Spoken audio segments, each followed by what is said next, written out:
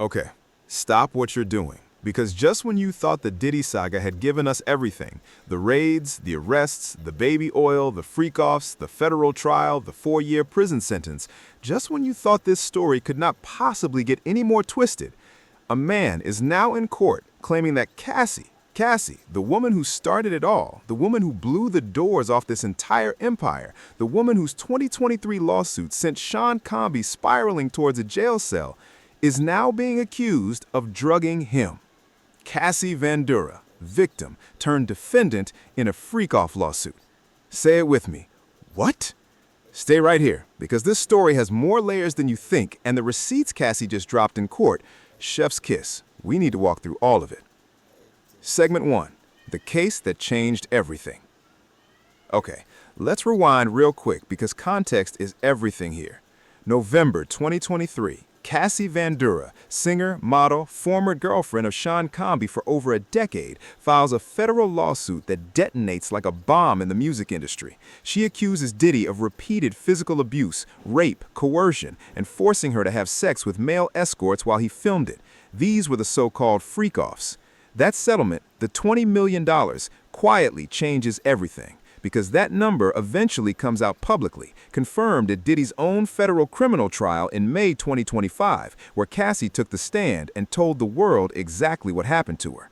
Meanwhile, Diddy gets arrested in September, trial in May 2025. The jury comes back July 2, 2025 with a split verdict, acquitted on sex trafficking and racketeering, but convicted on 2 counts of transporting women across state lines for prostitution.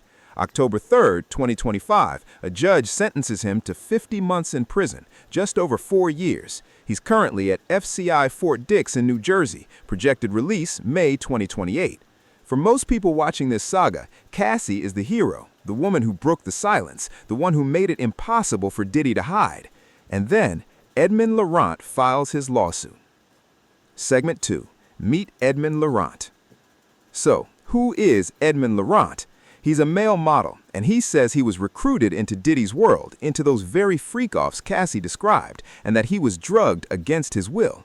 Now, here's where it gets complicated, because his claims against Cassie specifically are extraordinary.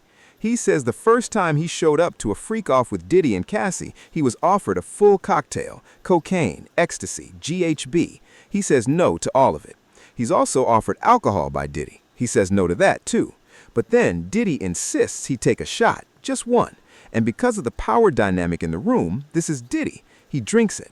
Almost immediately, Edmond says he felt woozy, lightheaded, and then completely incapacitated for the rest of that encounter. His belief that single shot was laced, possibly Rohypnol, possibly ketamine.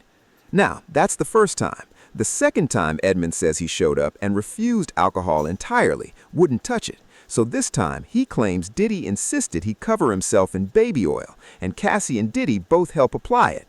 He slathers on the baby oil and then once again ends up completely incapacitated.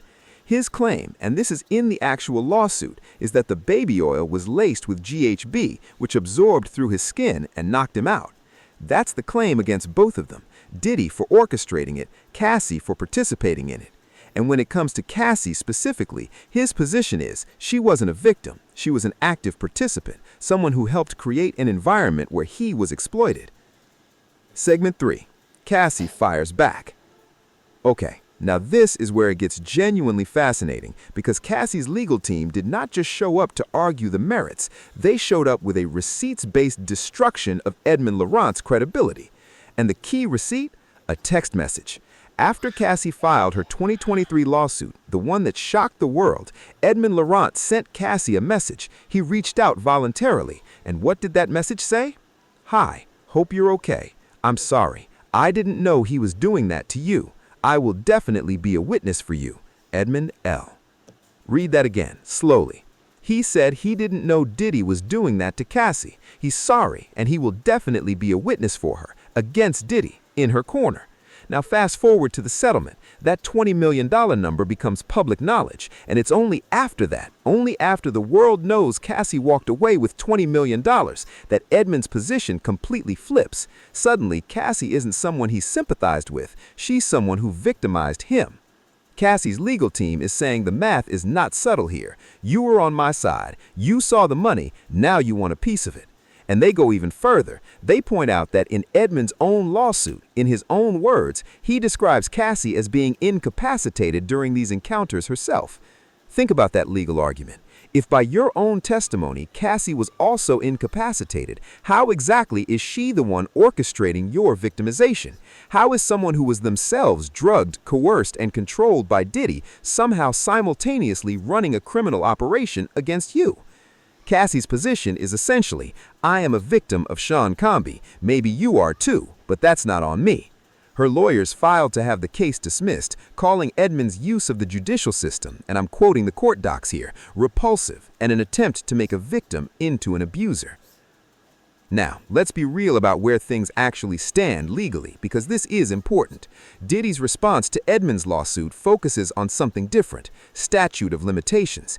His legal team is arguing that the time frame of these alleged freak-offs is so vague, so unspecified in the lawsuit, that there's no way to determine whether the window to sue has even passed or not.